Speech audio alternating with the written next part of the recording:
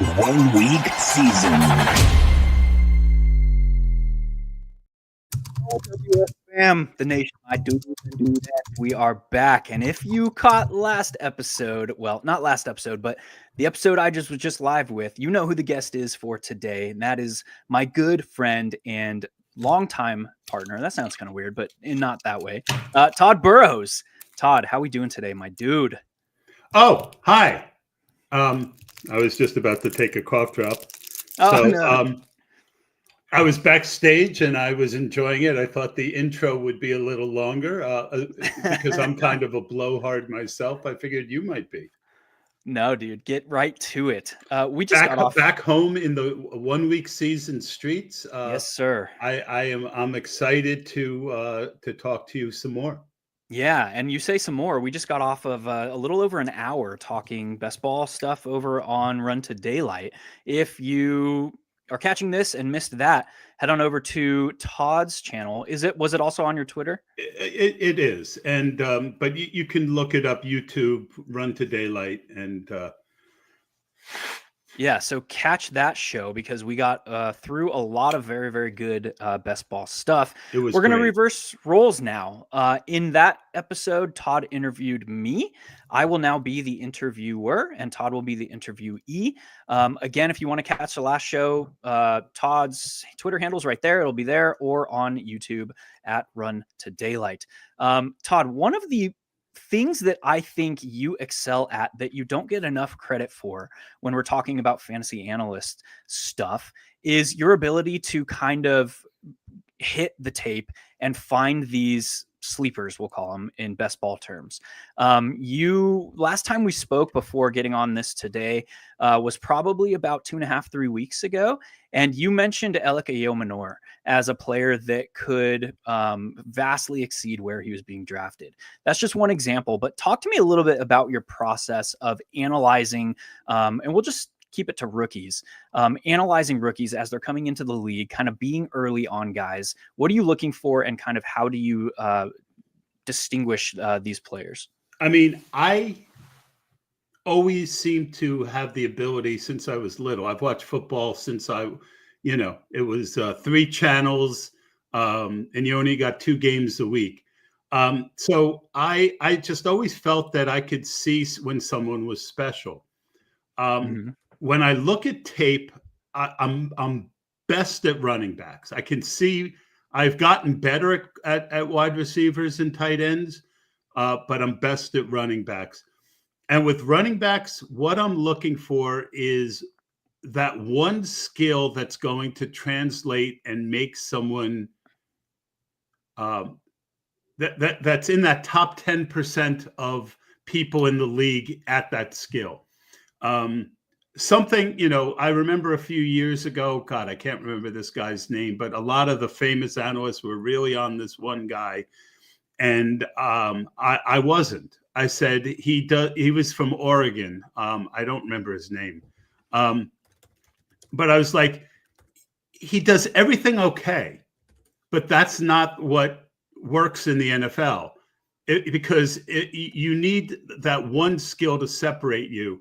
And I remember famously the year that Nick Chubb came out saying, oh my gosh, for a big guy, this guy gets to and through the hole incredibly quick. A lot of times with big guys, they need a big hole because it takes them time to process and get to the hole, where Nick Chubb was just boom, right at the hole almost immediately, which it makes sense. You can break through. So I'm looking for that one skill. 2 years ago, my favorite late round guy was Tajay Spears. I just felt he had skills that would translate. It worked out. Last year was Ray Davis. And in the little bit of time that Ray Davis had a shot, he showed what I looked at. I also have misses. I missed Bucky Irving last year. So I'm always trying to refine my process. This year, I'm weighing my takes far less than I did in the past. I'm looking at opportunity. I mean, we all knew I didn't love Bucky Irving, but we all knew that Rachaad White was not good at running the football. Yeah. And Bucky Irving was the only guy there. I got on Bucky a little bit late. Thank goodness I did. The only teams that I got to the finals last year were Bucky Irving teams. But yeah, to answer your question, I'm looking for a skill that I think is going to translate at the next level, whether it's the ability to cut, the quickness, like Trevion Henderson, his speed and quickness. Achane, I was big on Achane when he came out. He was my third running back that year because the speed was something I thought would translate to the next level. It really doesn't matter what the skill is, as long as it's a skill that an NFL running back needs. And but I'm looking for something that I think will separate that player enough that he'll get the playing time and then give him the ability to succeed at the next level. So you mentioned Trevion Henderson. What are some other guys in this class for 2025? All right. Well, one of the late round guys that I'm not drafting as much, but I thought he kind of had Le'Veon Bell-like ability to find and wait for the hole, was Devin Neal in New Orleans. He was he was my favorite late round tape. Tod Burros, another late round guy that I really liked his tape. Let me get to my exposure, and I'll give you some of my highest exposures because that'll give you your answers. So at running back, I like Tootin, I liked Henderson. Caleb Johnson, I had some questions about. He's amazing once he gets through the hole. He's a little stiff into the hole. Yeah. It'll be interesting to see how that plays out as a pro. Wide receivers.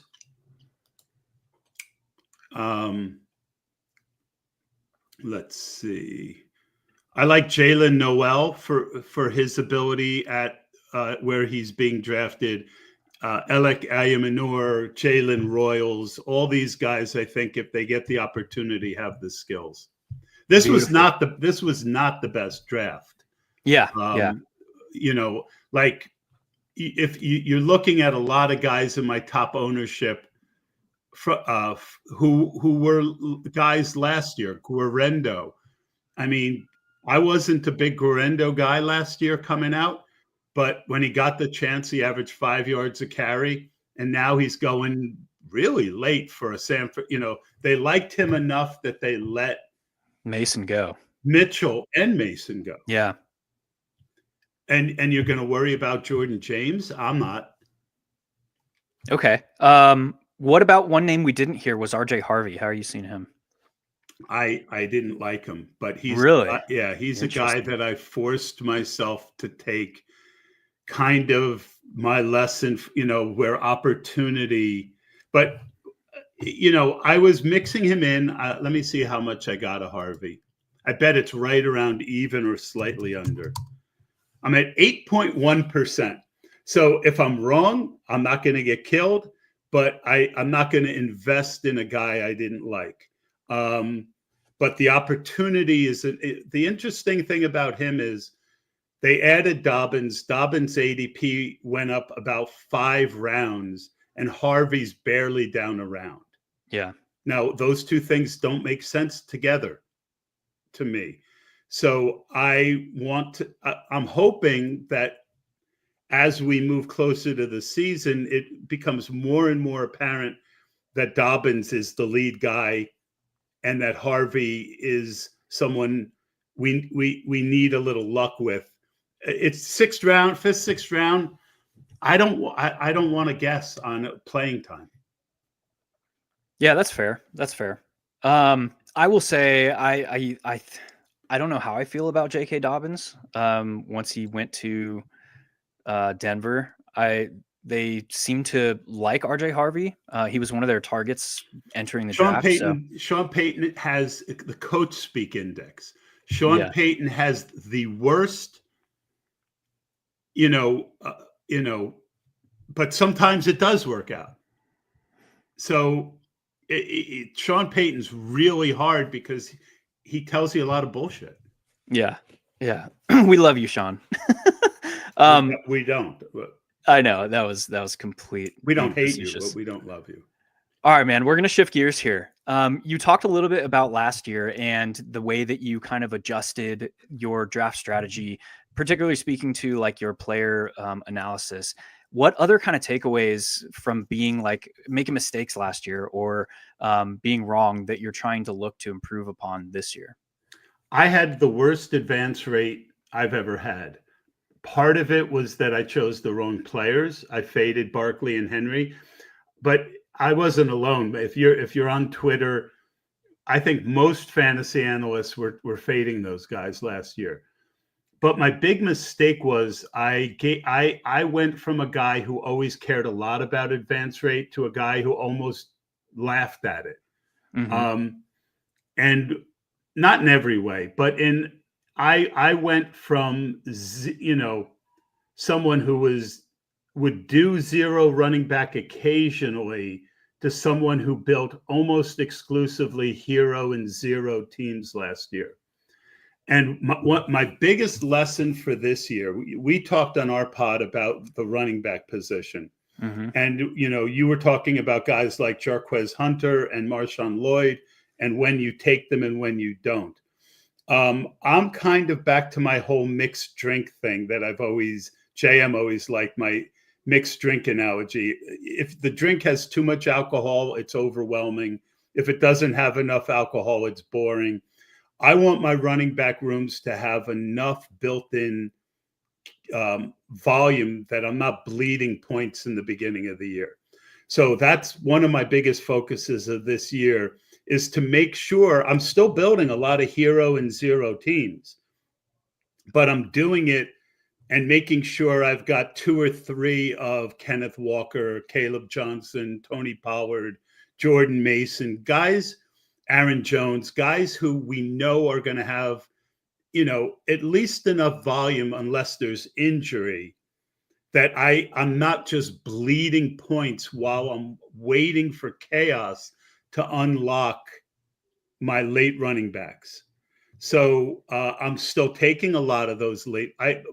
One of my highest owned players is Will Shipley for a variety of reasons, but absolutely, I still want a couple of those guys on each team, but rather than having 5 of them on one team with one guy with volume, I'm trying to have 2 to 3 with volume that I know I can get 10 points out of the running back position most weeks while I'm waiting for the chaos to give me that hammer late. That's interesting. There's 2 interesting aspects of that discussion, I think, that we need to talk about a little bit more. The first is last year was a historically low injury rate at the position. So zero running backs were not going to do as well. Zero running back rosters were not going to do as well because we didn't see the injuries. And historically, we get between 1 and 3 starting running back injuries just in camp and preseason before the season even kicks off. Last year, we didn't have one. And then we saw, Saquon Barkley stayed healthy the whole year. Derrick Henry continued to stay healthy. We had this weird year where the wide receivers did get hurt. The wide receivers got hurt and the quarterbacks got hurt. Exactly. Yeah. So it was like this perfect scenario for zero RB teams to not work last year. And that's why I am tweaking rather than, just abandoning what I did last year. Now, to take that discussion further, I have my answer on this, but I want to hear how you're thinking about it this year. Does that change your way of drafting zero RB? We'll just use zero RB versus hero versus, robust or whatever. Just talking about the running back position in general. Does that change based on the time of year that you were drafting? So late May, early June to late August, early September. Is that going to change in that time frame? So what ended up happening to me is I'm in the Spike Week Discord. A lot of smart people. They would always give me a tremendous amount of crap for my boomer MFL 10 stats, right? But I allow that to affect me too much because truth is truth, right? And yes, it is a completely different game than the MFL 10, but that doesn't mean that advance rate stats aren't important. Right. So historically, MFL 10s was a game where if you built 2, 5, 8, 3, it was this, and you drafted your quarterbacks within the window of, the 8th to 2 guys in that 8 to 15 range of the best quarterbacks in the league. And if you got lucky, 5 running backs, but you were done with running back by like the 12th round. Now, again, back then, running backs went a lot earlier. So you have to adjust that thinking. Wide receivers were known as spike guys. So you would want more of them, and you would want more of them late where you could get that guy who could give you, a 3 spike weeks where he got 15 points. And tight end, yeah, you would take some 2 tight end teams where you would get an early guy, but you could cobble together enough out of the tight end by taking 3 late guys. That would give you the best advance rate. Now, you on my last pod, why don't you tell the people what you told me about the best expected value from advance rate from line of construction? Yeah, the best advancement rate for expected value for roster construction is either 2.583 or 3.582 in an 18-round draft. Yep, and that doesn't take into account when you take those quarterbacks. The caveat there, for quarterbacks, yeah. The caveat, there's guidelines for when we would take running backs and wide receivers within that. We want to have 2 running backs, 3 wide receivers in the first 7 rounds. Typically, if you took the 2, I'm sorry, I interrupted you. No, you're fine. You typically, if you took those 2 quarterbacks in that range that I mentioned, you could trump 3. You could save on taking the 3rd quarterback, right? As long as you took, because one of the great things about this hobby is you can teach someone how to do something and the field will still do it wrong, right? The people just don't grasp nuance, right? I used to do podcasts a couple years ago where I would do a draft and then I would go through all 12 teams and point out the different strategies and how most teams doing 0 running back strategy did it wrong. Just didn't put enough value. They would do a 0 running back team where they wouldn't take a running back to the 7th round, but still stop at 5 running backs. Right? It just wasn't enough oomph in that running back room. For me, my latest epiphany, historically, if you do 2.682 instead of 2.592, 2.583, 2.583, if you nail that 6th running back, you supercharge your win rates. If you don't nail that 6th running back, you kind of crush it. So in years where I would nail that 6th running back, I'd get 25 to 30% win rate on MFL 10s where only one team won. If I missed, it was like 12 or 13%, where 2.5 instead of 2.6 was always right around 20, 21%, right? So my epiphany was that as we get closer to the season, there are always less guys I want to draft in the last 2 rounds. Why? Because we get more information. And a lot of my favorite sleepers are now going in the 13th, 14th, 15th round. So what I've been doing so far this year is a lot of 2.682.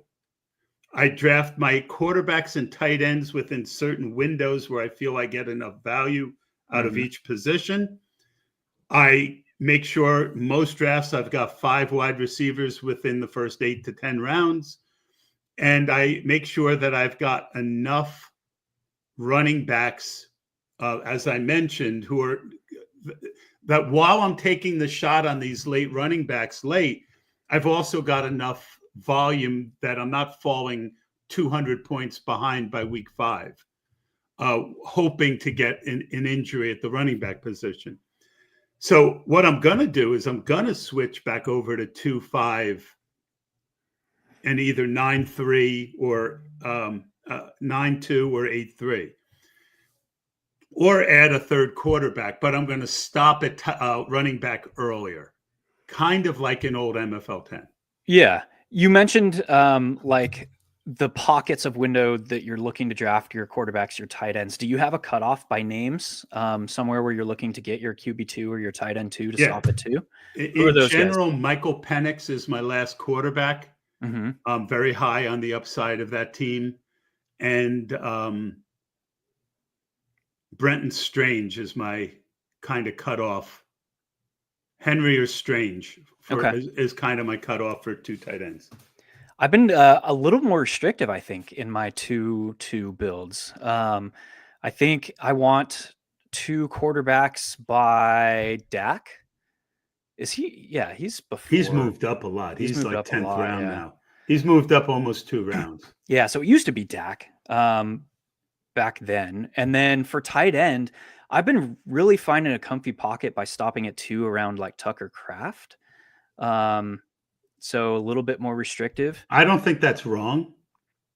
I just, again, I am very, very concerned. You win with running backs and wide receivers. You accessorize with quarterbacks and tight ends. That's girl dad talk. The quarterbacks win rates in the old MFL 10s would never get above 20%. They're pretty static, yeah. Yep. And tight end, the same thing. Like even Kelsey, the year that he just crushed everyone. It was certainly worth having him. But it's very, very hard to get, for whatever reason, the big win rates come from the wide receivers and the running backs. So I'm always going to make sure those teams have enough of what they need, both in ceiling and floor, the old JM to win. What's the most ceiling and floor I can build into this, while making sure that I'm, if I'm only going to get a win rate, again, top seed of 15 to 19% at quarterback and tight end, I'm okay with having a bunch of guys that are going to be in that range. I think that Michael Penix has the upside to get you what you're looking for. Now, do I have some teams where I waited a little later at quarterback and I'm going to need a little luck because I've got 2 guys toward the back end of that range? Yes, there are some teams like that. But I am so focused on getting enough of the wide receivers and running backs that I need that I'm okay with that. 2 other interesting things that came from that in my mind. When you're talking about win rate, we can translate that almost 1-for-1 to advancement rate. Correct. In the new day and age. You double it. Yeah. And we know that the advancement rate is the second highest contributor to expected value in these playoff style formats. So it is important. The second thing, hearing you speak there, one could infer that you are below consensus on Brock Bowers and Trey McBride. Is that accurate? I was. Okay. And so I've been amending that. I've been amending that lately. I'm going to look it up on Underdog where I've got a lot of teams. And I'm up to 7.4% on Bowers and I'm 8% on McBride. I think that those guys are too good, and this isn't just an advancement game. It's a week 17 game, and those guys have a way higher chance of breaking week 17. I will say that I'm much more likely to take McBride on the FFPC or DraftKings, where his lack of touchdown, it could be something that regresses to the positive. But we've got 2 years of it not. So I'm I'm just more likely to get to be overweight on him in formats like especially the FFPC, where if he catches 115 passes, it's the equivalent of 165. Yeah.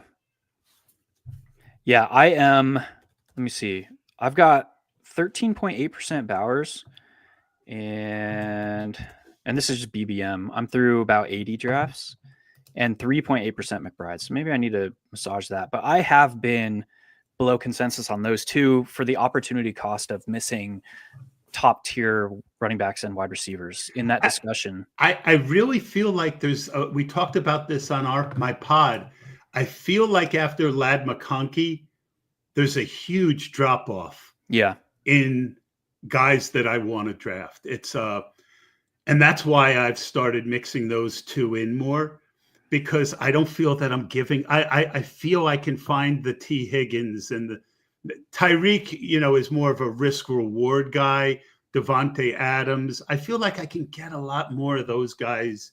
I can replace that easier than and cover my, if I'm wrong on the two tight ends. But to give you an idea of my tight end exposure, my highest owned tight ends, I've got 19% Goddard, 16% Hunter Henry. Hunter Henry is really higher because I like Drake May a lot. Yeah. Jake Ferguson, 14%, Kincaid, 14%, Strange, 12%, Evan Ingram, 11.5%, Kittle, I've got 10%. So that's that window where I like the guys the best. Okay, I like that. Where are you at on Njoku now that we're just talking about? I like the Njoku, but I lately he goes in a range. I've got 7.4, but if you caught me a month ago, it would have probably been double that. Yeah. The issue with Njoku is his ADP went up a bit. And let me find him. I find myself being so heavy quarterbacks and tight ends in that. That's what I mean. Yeah. In that range, that pocket. Yeah. So he's going at 120, and at 120, I'm heading toward the cliff at quarterback. Mm-hmm. So right in that range is Goff, Drake May, JJ McCarthy, Justin Herbert, who I love, Spears, Ramondre, Kraft. And then, I can get Loveland a little later. And the next time around, I can get Kincaid, Goddard, Ferguson, Likely, Pitts. So it's more opportunity cost with Njoku than not liking him. Yeah. I hammered him extremely early. I think I was up to 50 something percent through my first 40 drafts of BBM. That's down to 30% now because I stopped taking him as frequently. But my top in exposure at tight end is Njoku, Evan Ingram, George Kittle, TJ Hawkinson, Jake Ferguson.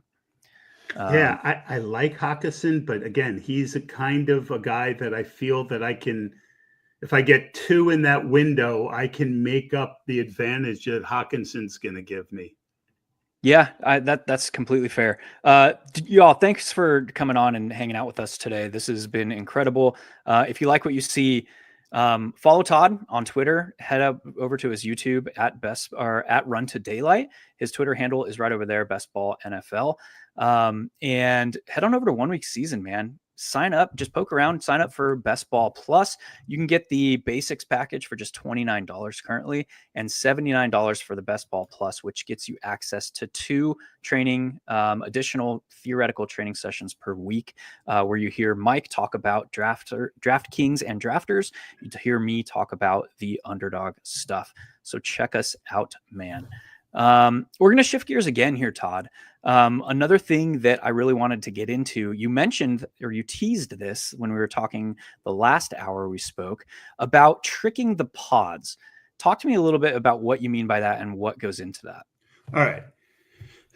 So something 1 Week Season has always been known for is looking at what the field does and the overreactions of the fields, and then coming up with a really sound strategy that is not as aggressive, but just as effective. And one of the things that absolutely drives me crazy on Twitter and in Discord is when I point out when someone puts their team up and I'm like, yeah, good luck with this. You know, your running back room is a disaster. I'll say it nicer than that. No, you won't. I'm just kidding. I try. But the point is that what's the saying you always hear? Well, you need to be different. This is a tournament with 700, 1,000 people in it, 500,000, 200,000 people are in this tournament. You need to be different. No, this is not a 700,000 person tournament or a 600,000 person tournament. It is a 1 of 12 tournament where 2 advance. It is a week 15 where 1 of 16 or 1 of 18. Week 16, same thing, and then 1 of 500.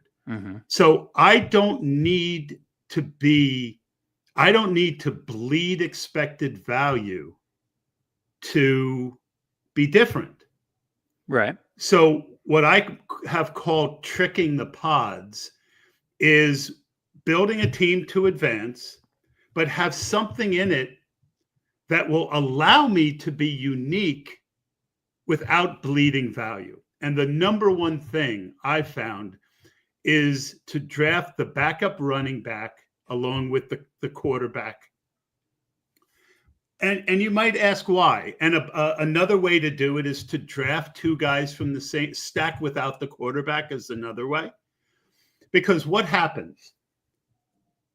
Week 15, a couple years ago, it was 15 or 16, Tyler Higbee out of nowhere put up like 43 points in FFPC. Yeah. In the final of the 60 or 70 teams that year, probably 50 of them had Tyler Higbee.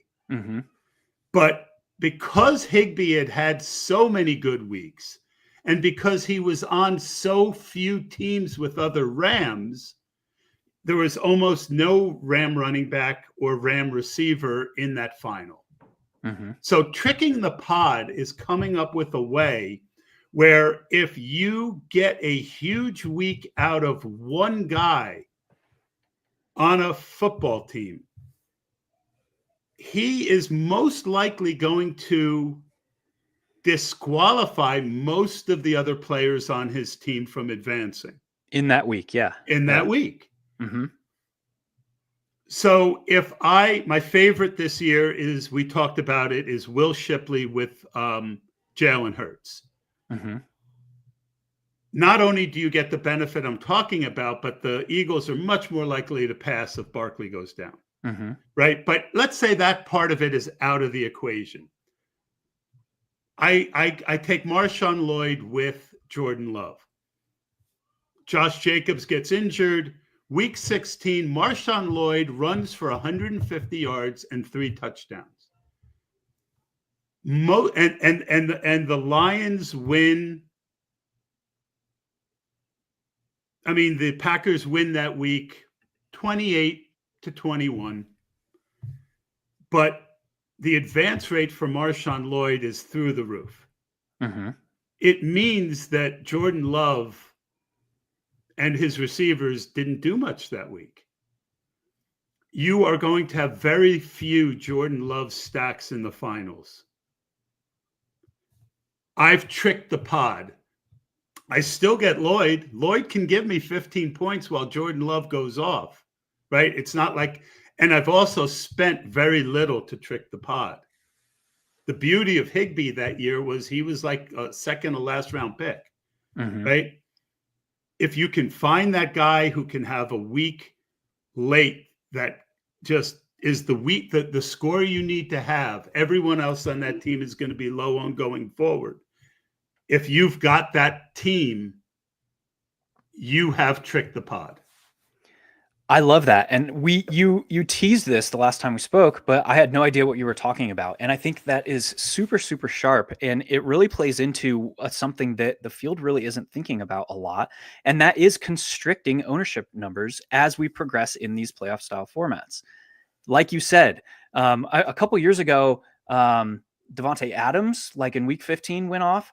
Last year we had Jamar Chase go off in week 15 or 16. So we see a ton of Jamar Chase. And then T. Higgins becomes the guy that you needed in week 17, put up like 30 something half PPR points in week 17. So I really love that. Are you focusing that strictly on like team stacks like this? Or are there other ways that you've come up with to kind of fight constricting ownership? I mean, team stacks is the best way because it's the most natural seesaw. Right. Yeah. And that's the another way that I will tell you, this is another thing that I do. I like the seesaw concept, right? One person is up, the other person is down. Mm-hmm. Well, back to my original point, the field is thinking about this contest as if it's one part, right? Being unique, right? That's what the majority of people are concerned with. I want to be unique. It's not really taking into account the way the tournament works. The seesaw does that. Another way that you can seesaw is by having two running backs on the same team, from the same team. Stack cuffing, I always called it. Yeah. Stack cuffing, again, I mentioned it. You want someone in the 5th or later round, preferably the 7th or later, with someone in the 15th or quicker round. By that, it means that both of them probably, that uncertainty has kept both ADPs at very reasonable rates. We don't know who's going to go off. Is it Pollard or Spears? We don't know. But last year, in the playoffs, you needed both of them. So, that's another way to trick it, is by having guys that are on the same team. There was one other way that I try and do it, and I can't think of it now. Bye weeks is another way. Two quarterbacks with the same bye weeks is something most people won't do.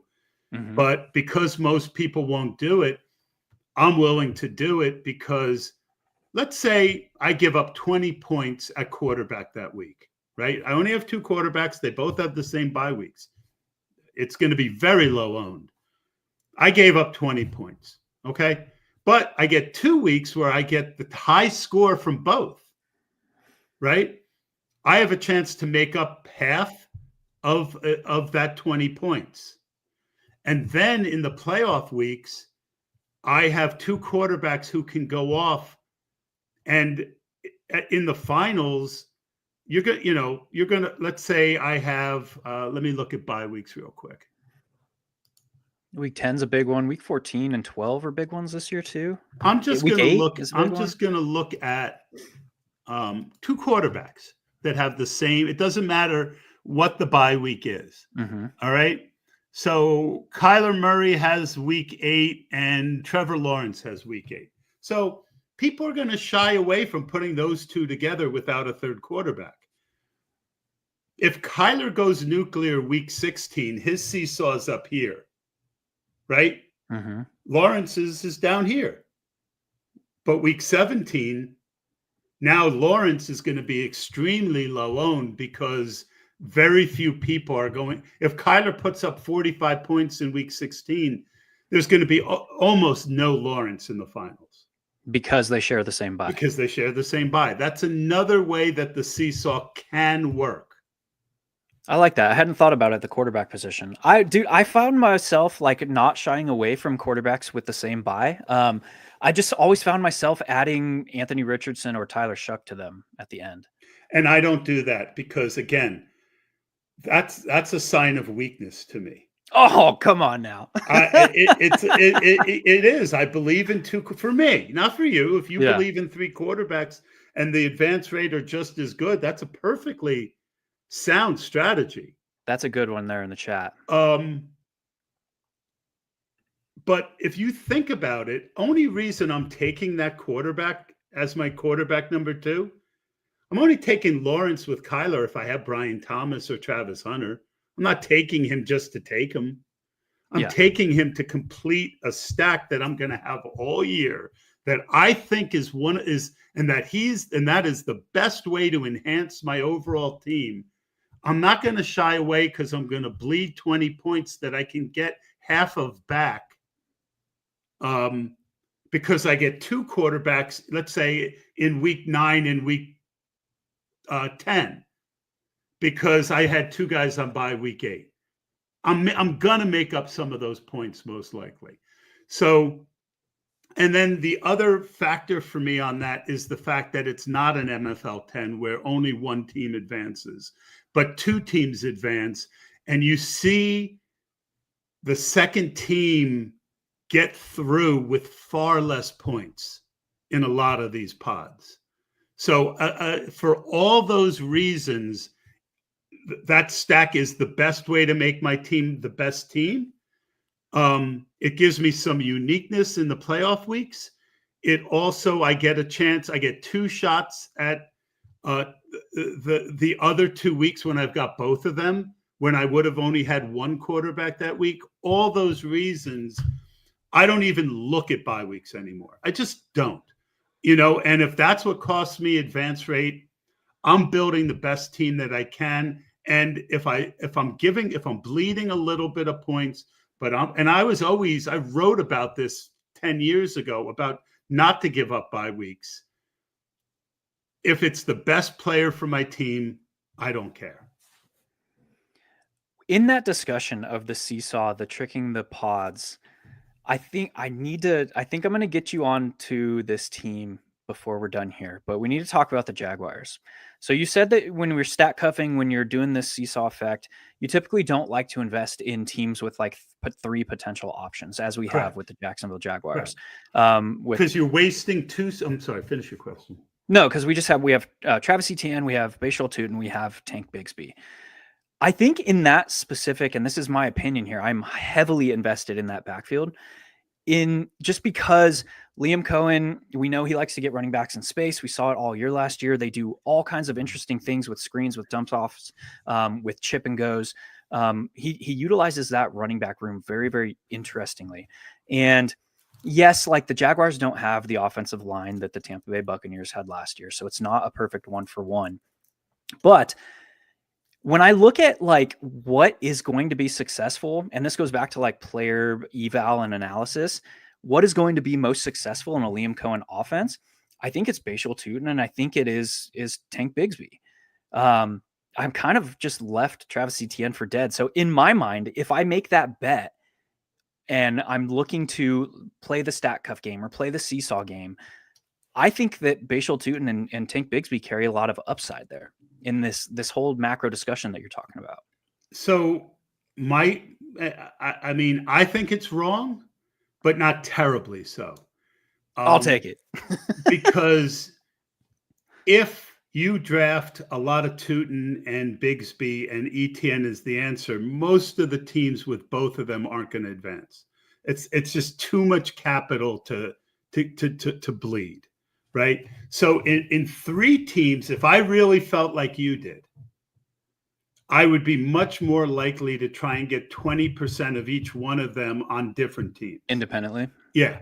And that way that I'm not crippling the teams where I'm wrong while still having a lot of the guy when I'm right.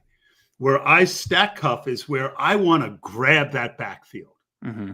I want that backfield. I want Caleb Johnson and Tyler Warren. Although you could argue with Arthur Smith that Gainwell or Cordell Patterson or Jonnu Smith. But in general, I don't want to stack cuffing was my reaction to people telling you not to handcuff in best ball. Mm-hmm. Right?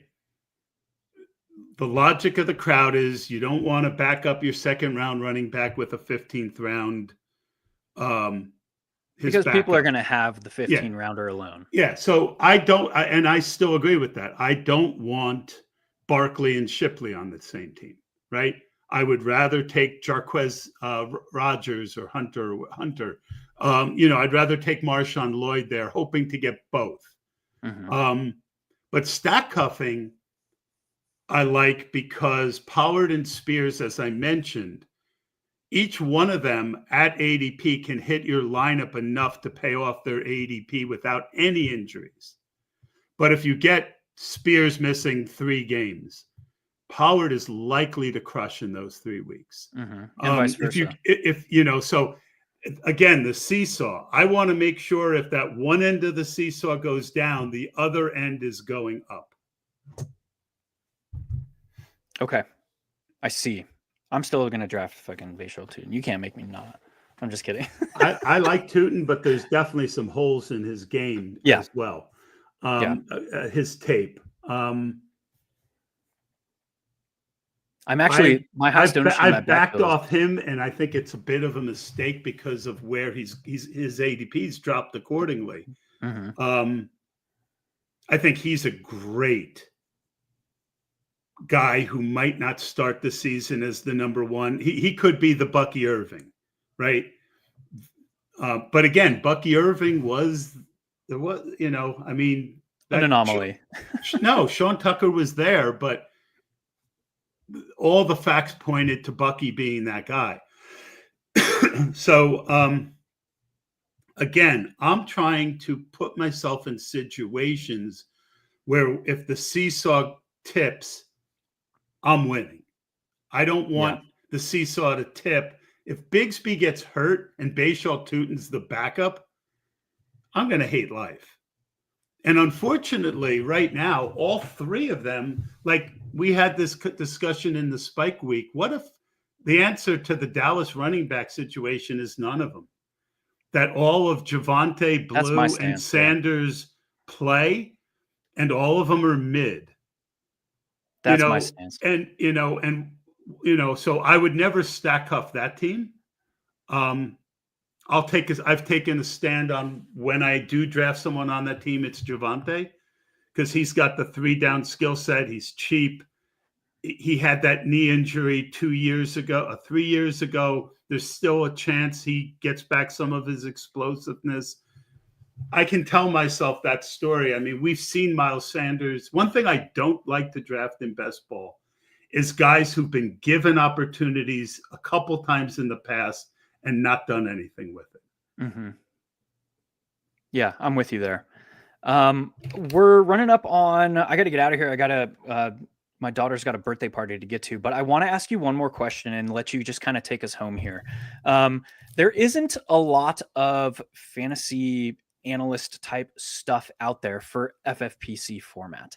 It is one of the major best ball players now in the game, probably the tertiary option behind Underdog and Drafters. Maybe DraftKings is ahead of that Drafters, but we do have a ton of best ball offerings over at FFPC, and it is different because it is tight end premium, and the starting roster is a little bit different with only 2 required wide receivers and 2 flex options. Talk to me a little bit about how you're attacking that format, some things to think about, and take us home here. So basically, I got to shout out RotoViz. RotoViz does a lot of really great stuff for FFPC. I've been in the finals every year in that tournament. The reason that's my favorite tournament, while most of my dollars go to the FFPC, is because you get rewarded for the 2 things that matter the most: week 17 and and advancing. It's $125. If you advance, the minimum you're going to get is $200, and if you finish in the top 6 in week 15, you get $300. So you can, with a good advance rate, get to the point where you win back most of your money by advancing. You can't do that on any other site. And then week 15, 2 out of 12 advance, and week 16, 3 out of 12. 25% of teams advance to an 80 team final. I love that, right? I love that. I love, is there anything worse than getting 185 points on underdog and having, finishing second, get 186? Yeah. It's soul crushing because to get even in best ball on that site, you need teams in week 17, right? So that's why I like FFPC. FFPC, therefore, because it's neutral, I just build the best teams. I just take the best players, build the best teams that I can. It's 20 rounds, so I most of the time will have 3 quarterbacks, but I'm not afraid to take 2. I'm more likely with 2 to have a stud along with a good second rather than 2 good seconds. Justin Fields right now, I have 40% on FFPC. Yes, dude. Which is way too high, but because it's $125 and I didn't win last year, the last 2 years, I am going to have less bullets than I normally do. But again, I want to be different. I want to find ways to be different, but I don't want to bleed value to do it. And, all the things that we talked about, stack cuffing, seesawing quarterback, seesawing the backup running back along with the starting stack, they're all in play. I'm just way less likely to worry about week 17 than I am, because while I do want to have some week 17 correlation, really I'm going up against 80 teams. I'm not going, if I have a 20% owned quarterback, that's 16 teams I got to beat. I'm just not as worried about being unique. In fact, you could argue, since you get a lot more smart people playing the FFPC format than random people, I think that the stacking percentage and correlation percentage is probably higher there. So again, I'm just looking to build the best teams. I dig that, dude. Any by the ways or stuff that we did not talk about in the next 2 or 3 minutes as we head out here? Have fun. Make sure if you're doing a concept that you understand the concept that you're doing. Yes. Right? Like if you read Sean Siegel's original Zero running back article and you look at a lot of teams that people say they are doing zero running back, there are some huge differences in the way those teams are being built. If you're building a 0 running back team, don't build a 5 running back team. In an 18-round draft, a true 0 running back team, I'll have at least 7 running backs, right?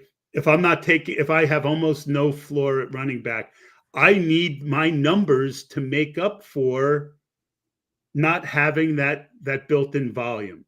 If you're doing a robust running back build, 4 running backs, I can't, Justin Herzig, when he was doing it, he was done at running back by the 8th round. He had 4 in the top 8 rounds. You watch a lot of people say, I did a robust running back draft. Well, they'll have 2 robust running backs and 2 late running backs. No, dude, you don't have a robust running back room. You are most likely going to be bleeding points at the running back position every week. So make sure you understand the strategy that you think you're doing. That's a really good point. Really like that. We talked about the 0 running back discussion last year when we got together. We'll have to dig that up, but that's going to do it for us for today. Again, if you missed the first hour, we were over on Todd's channel, Run to Daylight. You can check that out on YouTube, search Run to Daylight, or at Best Ball NFL on Twitter, X, whatever. You know where to find me. Hilow FF on Twitter. Head on over to 1 Week Season. Check out the Best Ball Plus product. Again, reduced price, $79 for the Best Ball Plus, $29 for the Basics package for the remainder of the draft season. As always, y'all, we will see you in those draft lobbies. Cannot wait to see you at the top of the leaderboards. Peace. 1 Week Season.